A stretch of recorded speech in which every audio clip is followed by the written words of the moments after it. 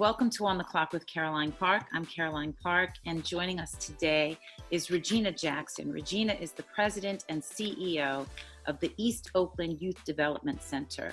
This is one of the beacons of light in a dark time in one of the darkest communities in our nation. Regina has been a part of this center for almost its entire existence. She first became active as a member of its board in 1983. She has been running the place since 1994. And this is a pillar of strength, this facility. It is more than 45 years old, but this last year and the last few months in particular have really taken it into territory that even Regina, who has seen the EOYDC through a lot over the last 30 or so years, has never really encountered before. So Regina, I know this is a really, really hard time. And I know that as always, you are standing strong for your kids and their parents and families and for the center and the community. I want to thank you for that and commend you as always. But mostly, I want to thank you for taking the time because I know that you really don't have a lot of it to spare. So thank you.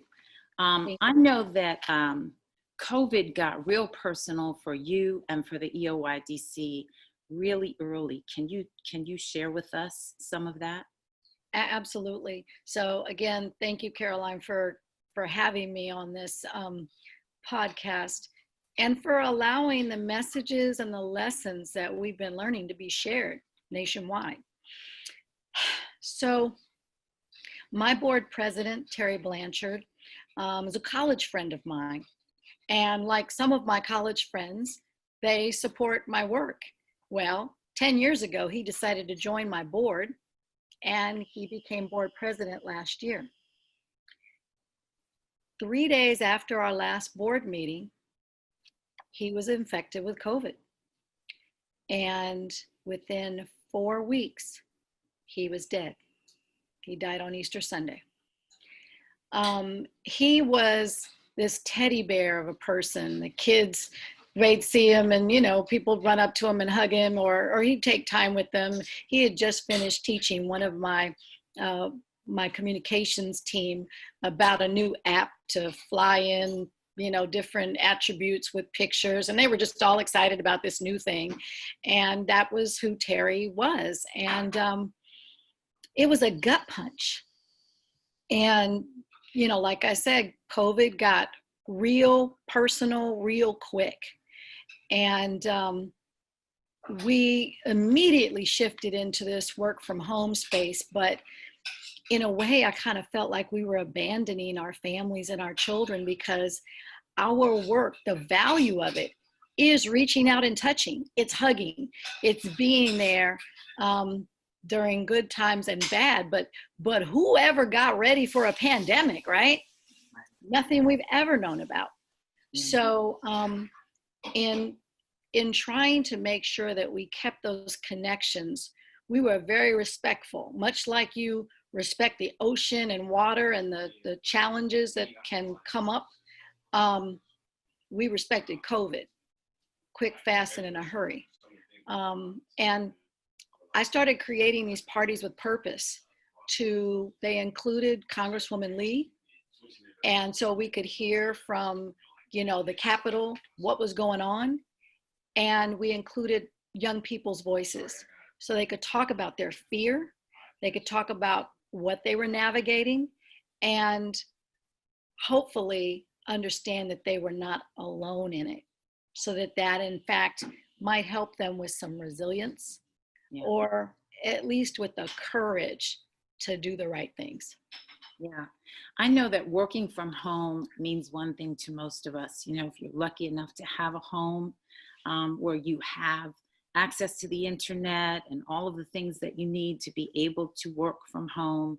But to be a child at home in an environment where the EOYDC really serves in many cases as a physical refuge for your kids. It is a place that they go to get fortified in so many areas that they may not be able to be fortified at home, and to not be on the street where it is just fundamentally unsafe, right? The EOYDC is a refuge in every sense of the word for many of the families that it serves. So how have you strategized around trying to reach them in their own homes and create a sense of the center for them? Is that an internal place that they can go? I know you have had some in-person programming take place. I know this week you did a big graduation for them, but how have you even wrapped your head around, how do you get these kids to feel you even if you can't physically be there for them?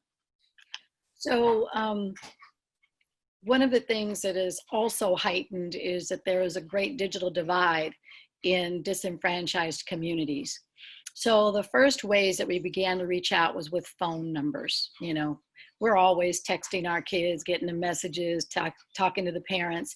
And so we immediately established at least a once weekly touch point with the child and their parent. Doesn't work really well for like the K to second grade population, but it was still, we're here. And the joy in their voices, to just hear a familiar voice that they have an affinity to, that they feel affirmed by, was exceedingly important. And after a couple of weeks, we actually tried to schedule some Zoom calls. And where this was most exciting was really for our middle school students, because when they could see their coaches, their faces, they were lighting up like, Coach Jamal, Coach Juan, and then what would happen is, we started with the real talk quick, because they weren't going to school, or they weren't organized in a way to really take schooling seriously. So they're playing video games, they're doing whatever it is they're doing. And our coaches moved into gear and began trying to recreate the classroom through Zoom. So you talk about laughter with a virtual cooking class. You talk about these young people, they come up with such great things, push-up challenges, and oh no, let the camera focus on you. I want to see that push-up. And if we can't get it done that way, send me the message on Instagram so I know you did it, that kind of thing. But I will say that it's taken us a long time to get to the place where, we closed, I think it was March 16th, and we didn't open until June 29th in order to welcome back a small percentage of our young people. Staying connected through phone, through Zoom. I have done some drive-bys, I'm not gonna lie, with my mask, to drop off money to some of our families that just had none. Although we have about 75% African-American families, 20% are Latina or Latinx families, and some of them are here illegally, but they've been here for 15, 20 years, right? So they didn't get the stimulus. They don't get refunds from the taxes, and they were laid off their jobs.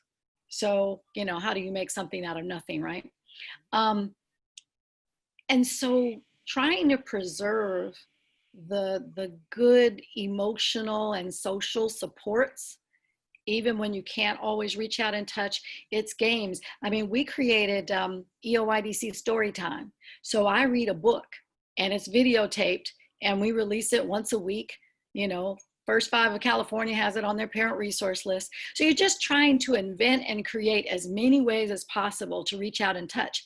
And within that, my messages before I get into the book are you washing your hands for 20 seconds? Are you wearing your mask? Are you drinking water? Are you, So I think that was really how we were able to set up an in-person scenario where parents, essential workers or not, felt like I can send my child back because I know that they're going to keep it clean. They're going to model the best way they can. And that's what we did. And in a 5-week period, we didn't have one, outbreak of COVID. I made sure I required my staff to take a test before we even opened. So is the only person you've lost that you know of in the community, your friend and the board president? No, I have lost a few other people. They've not been as close and personal as that. And they're more seniors. We fortunately have not lost any youth. Um, and I don't even think that we've lost any parents. So we've been very, very fortunate. But the area that we are in the middle of is a hotspot for COVID. I mean, it is 4 times the number of cases. And so it was really great that they opened up 2 testing sites, but then you've got the fear factor that our people show up with, which is, oh no, they're going to put the virus in me while I'm taking the test.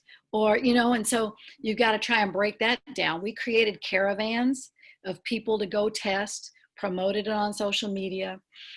We've been doing a Trusted Voices campaign so that it's like if Miss Regina says it, it must be true. Right. So, you want to use that social capital, not overexpose it, but use it to that point. And then we've partnered with Alameda County Public Health. I sent a group of 10 young people to participate in a mask up program where the young people are giving out masks for free. The police department started distributing masks, dropping them off to different youth centers to make sure that they could get to the people that, needed to get them the most. Yeah. I know that you have always, one of the things that makes the EOYDC stand apart is because you tend to keep children over the course of so many years of their lives, right? I know you go from like 6 to 24, so post-college. You have these youth mentors and peer-to-peer mentors, which is so empowering for everyone in your community. How have you utilized that group in the midst of all this, and how important has that been? So that concept of cascading mentoring and peer-to-peer is part of our DNA. So we didn't do anything special. We just activated it on all cylinders. What I will say is that the summer program is an entirely youth-led program. So our young people as young as 14 might be designing curriculum and teaching classes. The challenge for us is that usually you have a different instructor teaching different young people. Well, given COVID, we decided to have one instructor stay in the entire classroom and the small group of kids stay in that classroom for the whole summer, so you don't have a lot of moving around and touching on stuff. Mm-hmm. When we talk about our youth leaders and our coaches who are engaging the young people, they are already talking to them about, well, here's what I'm doing, so that it doesn't make it seem like you're the only one that's restricted. And I think that works well, especially for the relationships that we already have in place. I have been visited by some of our kids who were, removed from college campus with a week's notice. We had to create a whole fund to support them because some of them only had housing on the college campus. They came home and their room had been rented out, or they, nobody was planning for them until June, and that's 3 months early. Right. So again, trying to share that, while despair is everywhere, we will be here for you. We will be brave and courageous for you, and we will identify resources for you as much as we possibly can. Yeah. And know that you will succeed because that's the way you're built. Can you paint a picture of the community around the EOYDC for our audience, for those who don't know East Oakland so well? Describe that community at its best, and then give us a sense of where it is right now. So this place that I have spent, more than half my life is an oasis and a beacon, as you mentioned. But when you get outside of that building, there is despair on each corner. So if you are driving down International Boulevard, you will see a liquor store every couple blocks.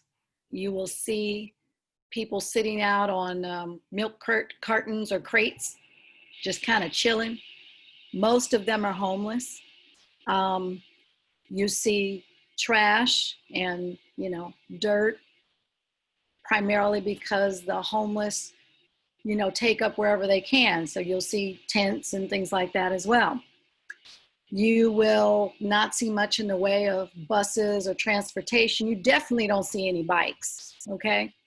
All these people are trying to create these safe spaces with bikes. That's not for us.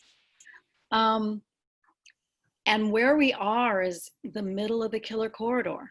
So you hear ambulances, all different kinds of sirens. You know every single one of them before they even, before you visualize them. And our young people, in the best of circumstances, we have a walking school bus from the school to EOIDC. Imagine the fast streets they've got to navigate, the, drug infested, homeless, despair on each corner. And we've got to kind of keep them focused on ahead. You still have peripheral vision because you got to have it.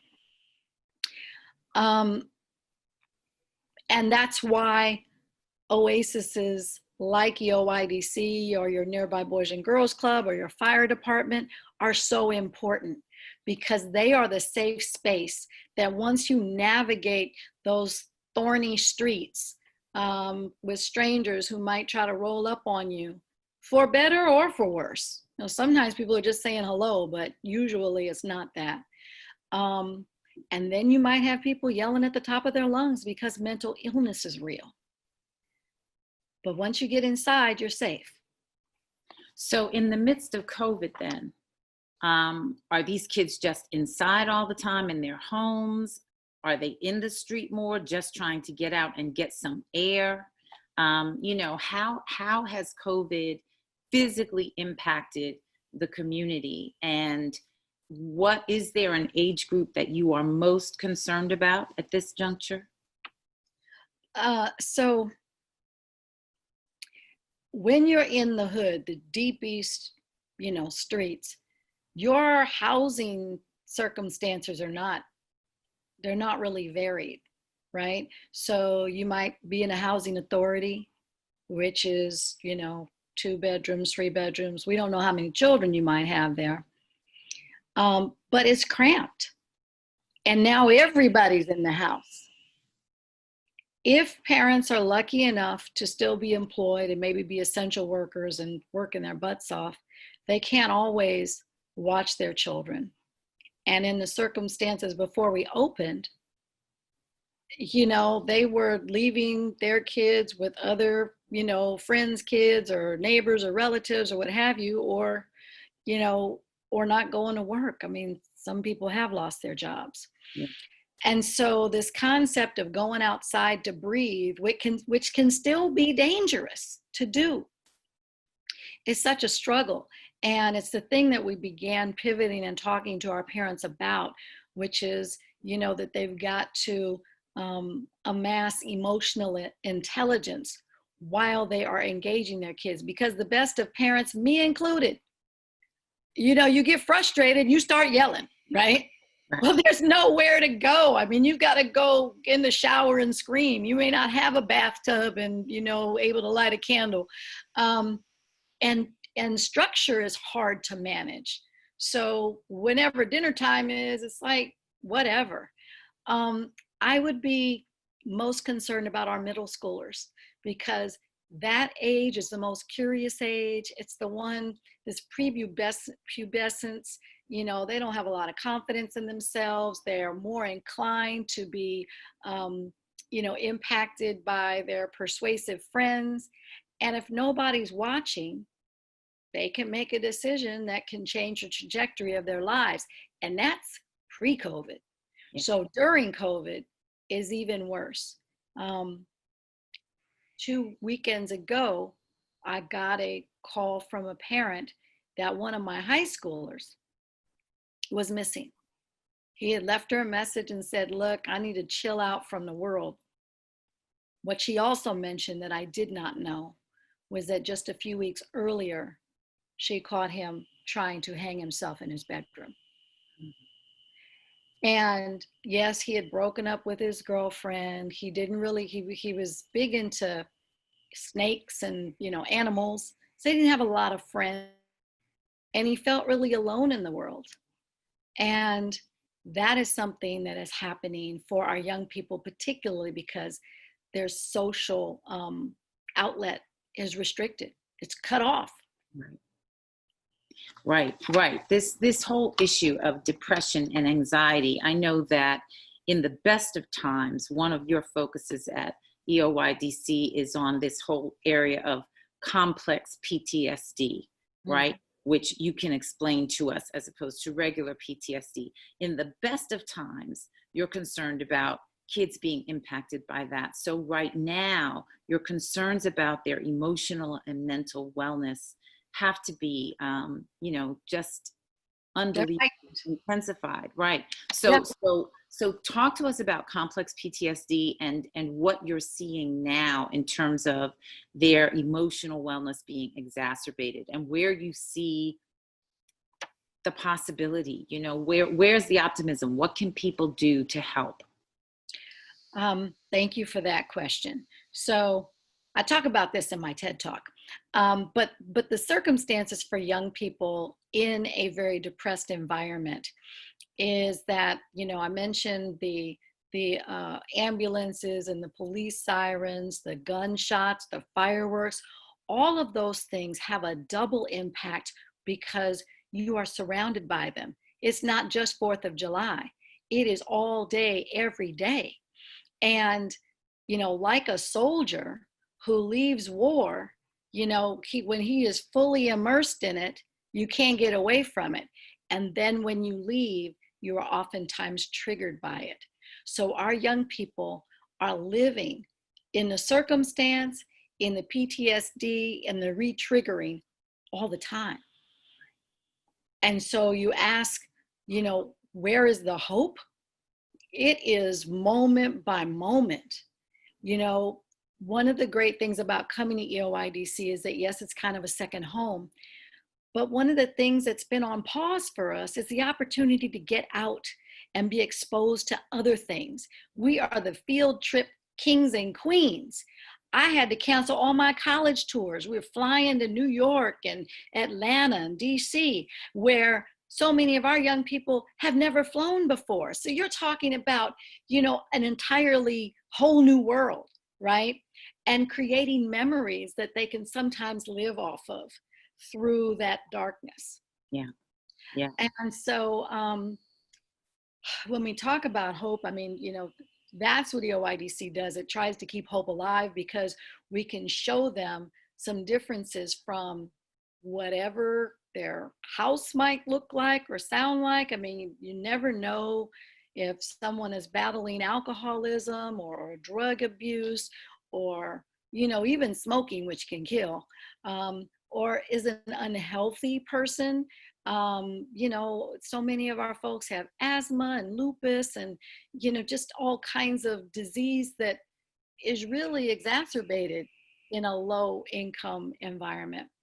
So that's why that cascading mentoring model of, kind of that big brother, somebody that you can laugh with and joke with, and that's about you, that's there for you, and is going to tell you, bruh, don't go hang out with so-and-so. I'm telling you, just take my word for it. It ain't a good look, not today.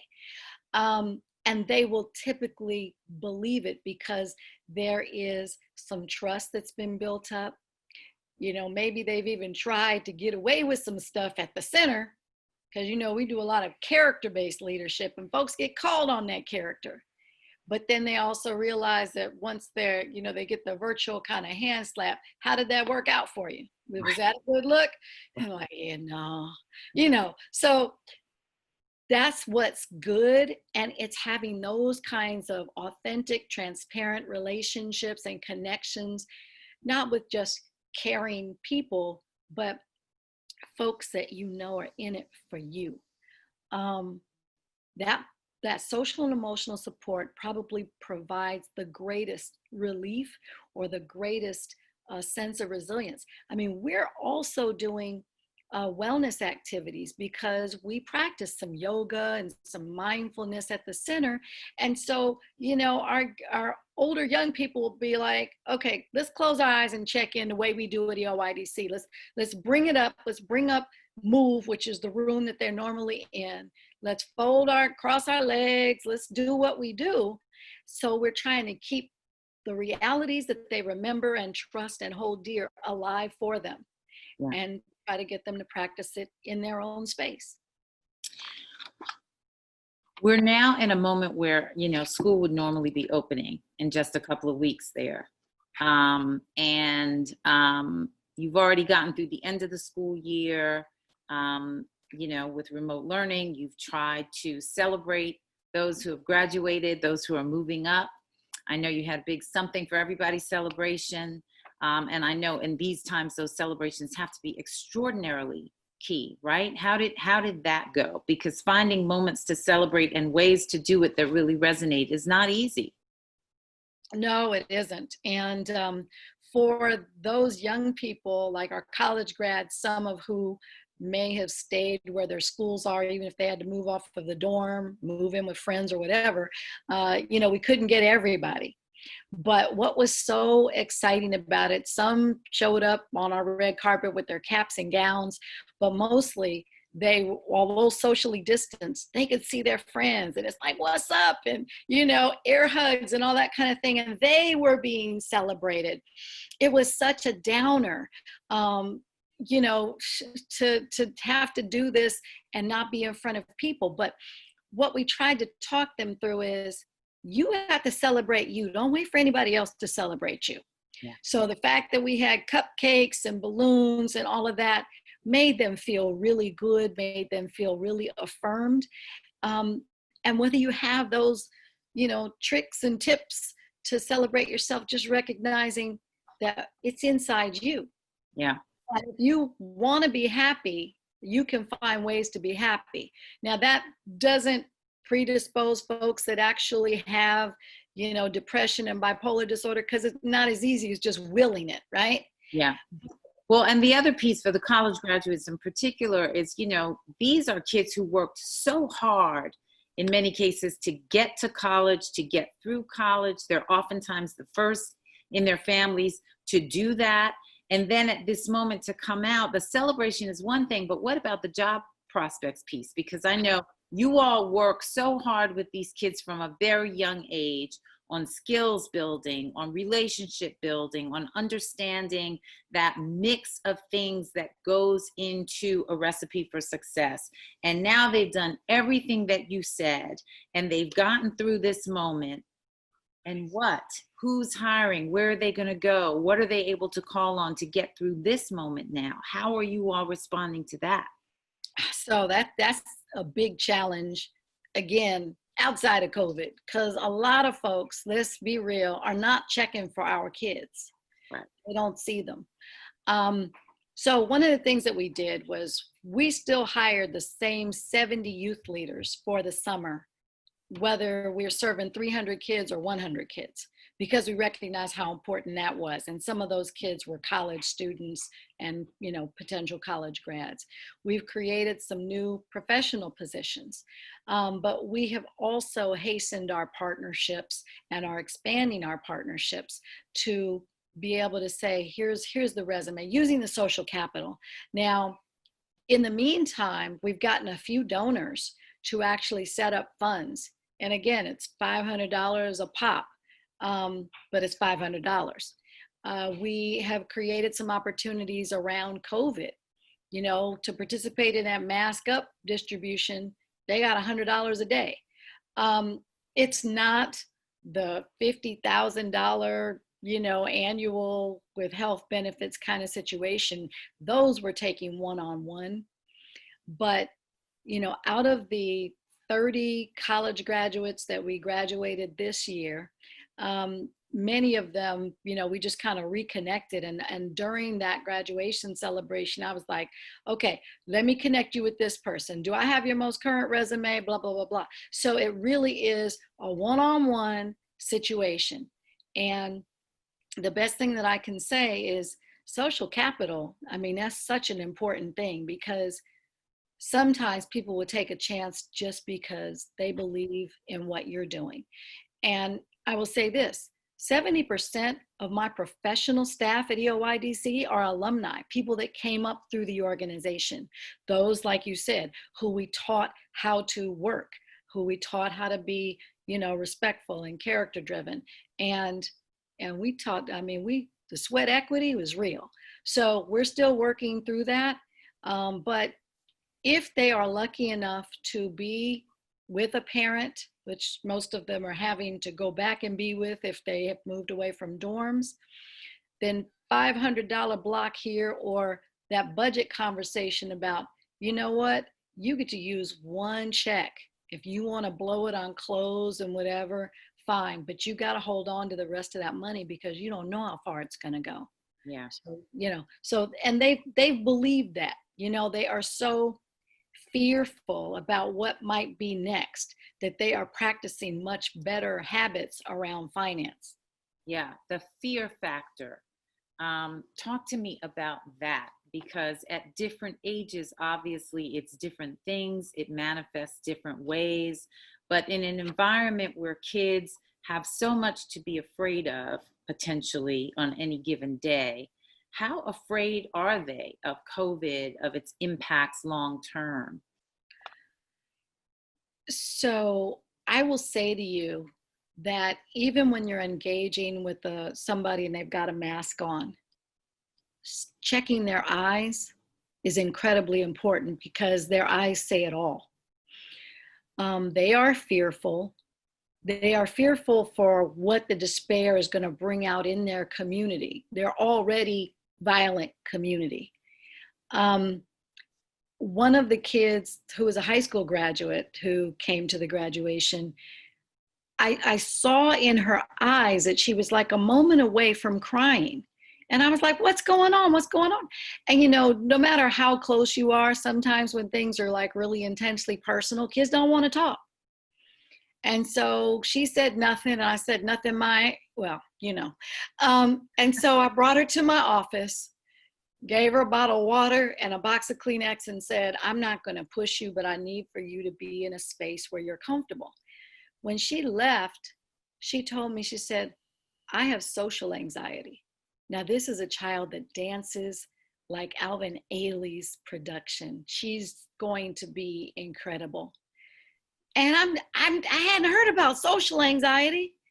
I have my young men who I'm like, look, while I don't necessarily want y'all to be together, unless you got masks and all, I need for you to not be alone anywhere because they're an endangered species. We see it every day. I think what we focus on is trying to give them a bit of joy so they know it's possible. Trying to make a little bit of light in the darkness. And we had these replicas of the Golden State Warriors Championship Award. So we gave those out to them because they are our champions, because we rely on them to take over for us. But it's still a day by day. I'm checking in, with 100 kids a day, and those folks that don't respond back, that's when my beacon goes up. I'm like, what's going on? Yeah. So you have all your kids at the EOYDC, and then you're a mom at home. And you're also a mayoral appointee on the police commission. And we've been talking about COVID, but of course, we are also living in the midst of the Black Lives Matter movement and the wake of multiple and ongoing deaths of our people, unnecessarily and cruelly. And all of these things impact in an immediate and a long-lasting way where you are.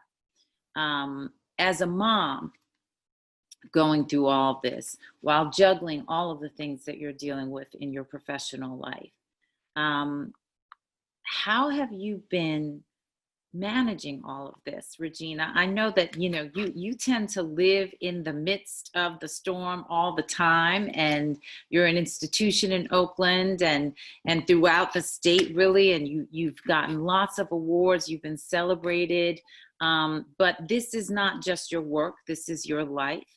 and you have been committed to it, mind, body, and soul, for a very long time.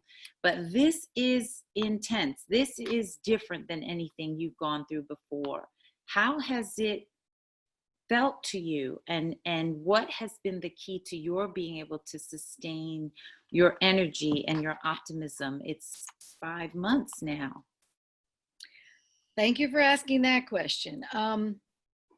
I'll take the parent role first. I am the parent to 2 adult males, and I've never been a helicopter mom, but I'm like, do not leave unless you really need to. I would prefer that they just be inside or in the garage or, wherever. And it's because, yes, every time they leave the house and I'm like, stay safe, I can't be sure that they will be safe, even if they're not doing anything wrong. One is streaming and doing some writing projects. The other studied for the LSAT and is going to plan to go to law school, not this September, but next September. And the second one, he is also a coach for the middle school students at EOIDC. So, the weight of the world on their shoulders, right? But truth be told, the reason that I even wanted to be on the police commission was because I recognized that I couldn't keep my kids safe when they left the center. And so I was hoping that some of the program and mentoring capacities that I had designed at the center could be used to benefit the Oakland Police Department. And one of the things that I'm most proud of during this COVID time is that we unanimously passed a new asphyxiation protocol where folks can't put knees anywhere, not on the back, not on the neck, not on the shoulder. And, I just sit here and say, this is 9 years after Oscar Grant. It never occurred to me that one particular death, brutal as that 8 minutes and 46 seconds were, could kind of topple the nation. So I've been talking to cities who didn't have commissions, who want to have commissions. Our asphyxiation policy came out first, a week ahead of New York's. And so I'm hoping that there are reverberations around different training protocols. We have some defund measures for the police, which are really around reallocating supports where they need to go most, like to mental health, housing, job training, violence prevention, because I am kind of like Anne Frank. I don't really believe that people are inherently bad. They learn how to be that. But also in terms of disenfranchised communities, despair will have you do take a whole bunch of risks, uncalculated ones that definitely don't work out in your favor. But to the hope question, I mean, I've been combating hopelessness ever since I started with the center. But I think the thing I have to remember is, if there isn't hope, we might as well pack it in right now. I have to believe that there's something better. I have to believe that we can get to the next chapter, the next thing, because once we give up, that's the suicide component. And we know that that's already high in Black communities. And I have to model that it's possible.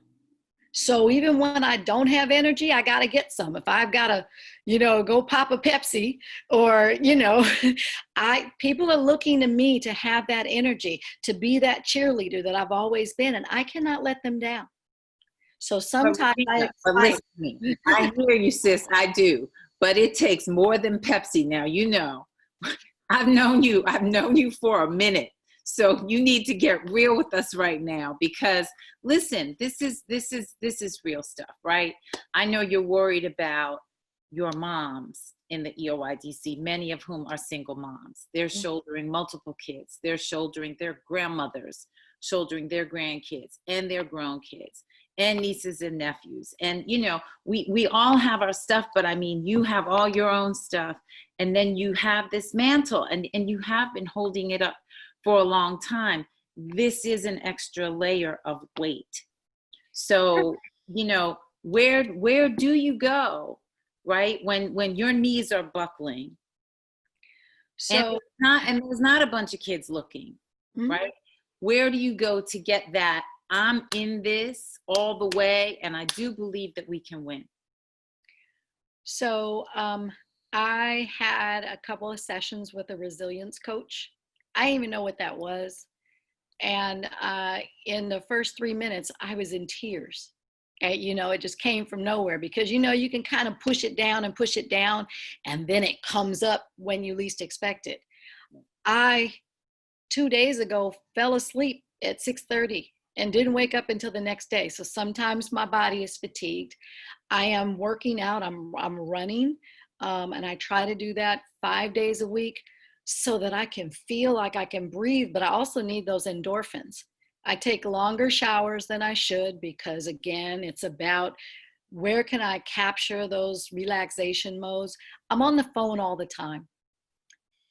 Sometimes I'm calling good friends to be lifted. Other times I'm listening to parents and kids in order to lift them. I don't quite have a really great barometer on when my gas is low. So sometimes I just expire, right? I'm watching a show and I'm gone. Um, but I'm human.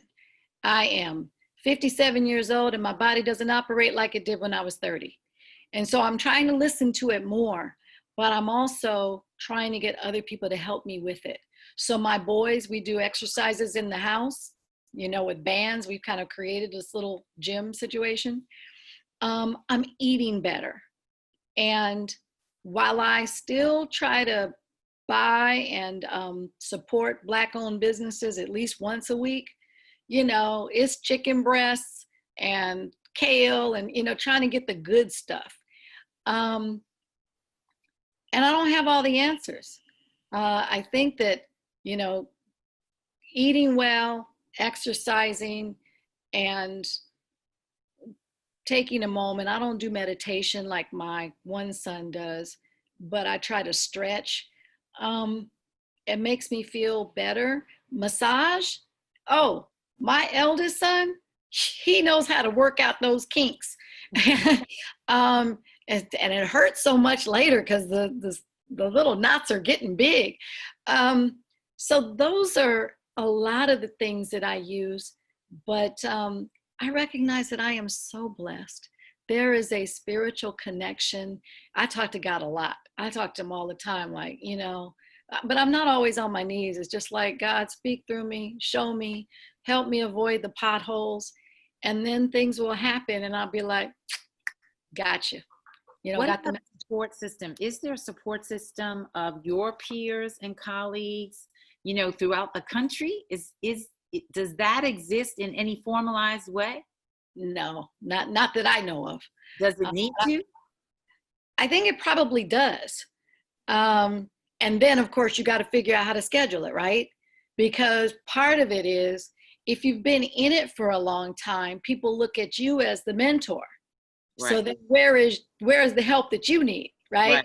Right. But I was talking you have a best practices situation, right? So everybody would be looking to you. But it still seems to me that kind of thing would be extraordinarily useful at a time like this. Oh, I think you're correct. I mean, we need your Woman of Power conference like every week. And I think that there are some of those conversations that are bubbling up, but we don't all know when they are, or sometimes they're on a Sunday or a Saturday and we're just exhausted. Yeah. But I think that, obviously in person is better, but however you can connect is good. I have a connection once.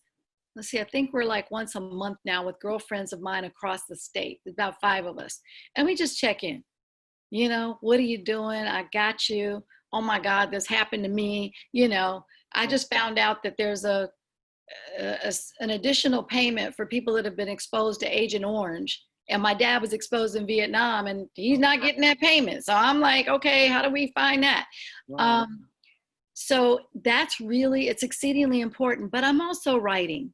You talk about best practice. I'm working on a book slowly but surely and doing a couple op-eds that are going to come out hopefully in the next month, because that is also a way to get it out of me and hopefully to benefit others. And I feel good when I'm thinking about the experiences and when I'm able to share them. Yeah. How do you plan going forward? Kids are about to go back to school, what that reality is going to look like, and how do you plan for what the EOYDC is going to look like over the next 6 months, 12 months, given all the uncertainty? So fortunately for me, I have built a really extraordinary team, and they have been doing primarily the navigation of operations and programming. And we tried out this summer kids coming twice a week so that we could expand the capacity. But we found that for our parents, that didn't really work for them. So not everybody could take advantage. So now what we're going to do is we're going to expand our day. We're going to offer services rather than after school. We're going to be like 12 or 11 in the morning till 6. It'll be available for a smaller group of young people, but they'll be able to come all week, because we also know that it's not just about summer melt. They have not been exercising their brains in the ways in which we need them to. And so we, like I said, we demand testing of my staff. I just took my test on Saturday for the programming that we will start August 17th. And our funders have been incredibly supportive, which has been really, really good for us. We just don't quite know how long that will last, because if you're used to being able to report that you reached 1,200 or 2,000 people, and now you're reporting, well, it looks like for the year, since we only really had almost 3 months, that we might make 300 kids. If are people going to give you the kind of money they've been giving you? The only thing that worked well in terms of our stay from home is that we had some cost savings on operations because we weren't in the building. We weren't using the electricity. But what is really important is we are also going to be identifying triggers that may have us shift immediately back to distance learning. But we're going to do the best we can to reach out and touch a smaller group of kids over a longer period of time, arguably the ones that are most at risk out of all the ones that are at risk, and do the very best that we can for them, and perhaps create another best practice under, extraordinary circumstances. Before we go, what do you say to people who are watching now about, how really best they can help? I think so many people think about our kids at times like this and they want to do something, but either because of social distancing or because they question, maybe writing a check is not the best thing. Maybe that's not what's really needed right now. What do you say to people? What can people do today for the children in our communities that will be most meaningful? So a couple things that are free: see them, engage with them, affirm them. Oftentimes people don't. They just walk right by and don't say hello, don't say, you look great, or, so that's really, really important. Creating safe spaces for kids is not about taking them from the neighborhood that they are from, because that's their home. We have to respect that and honor that, no matter what it looks like. So giving them an opportunity to maybe engage with 2 or 3 people, if it's at your house, or, even churches that can't do the full worship have big rooms. You can have some healing circles. Checks are always good because we know what to do with them. But if you want to volunteer per se, if you have a skill set, offer it up. Staff, my staff, we can always use graphic designs and tech and science, and even if you can design a curriculum or you've got a great idea for how to do a special experiment. If you want to support a mural, I've got so many incredible artists and they have no work. And then what that does is that beautifies a section of the community. Just be active. I was having to remind my dental hygienist this morning that being kind, there is no substitute for that. And you always have to recognize that no matter how well off or not so well off you are better off than someone else. So just be a better version of yourself. I love that last line because I know that, I think fundamentally that is what you are telling these children from the moment you meet them, when they're little kids at EOYDC, all the way through. Just be a better version of yourself, right? Just keep pushing that needle further and higher, and that sense of expectation for yourself just a little higher. And even in the midst of COVID, and even in the midst of all that we're facing, we all have the capacity to do that. So Regina, thank you. Thank you for all that you do. Thank you for modeling all that you model, not just for those kids, but for me and for everybody. And I'm thinking of you, wishing you and the entire community well, always. And you know how much that fills me up. I got chills. I could show you, but you might not be able to see them. Listen, Thank you. It's not a lot, and it's not enough, but praying for you a lot. Thank you. Take good care. Thanks, everybody. Take good care. Stay safe and stay well.